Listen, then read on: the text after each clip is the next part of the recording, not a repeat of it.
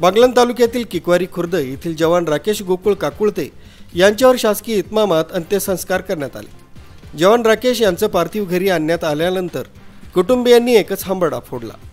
हजारोंच्या संख्येने पंचक्रोशीतील नागरिक आपल्या लाडक्या जवानाला निरोप देण्यासाठी उपस्थित होते। भारत माता की जय, वीर जवान अमर रहेच्या आसमंत गाजवणाऱ्या घोषणांनी तसंच साश्रू नयनांनी जवान राकेश काकुळते यांना अखेरचा निरोप देण्यात आला। यावेळी काकुळते कुटुंबियांना तिरंगा ध्वज सुपूर्द करण्यात आला। विविध शासकीय अधिकारी, राजकीय पदाधिकारी आदींनी पुष्पचक्र वाहत जवान राकेश यास श्रद्धांजली वाहिली। गुजरातमधील सुरत येथील आर्मी मुख्यालयात कर्तव्य बजावत असताना जवान राकेश यांचं हृदयविकाराच्या झटक्याने निधन झालं होतं।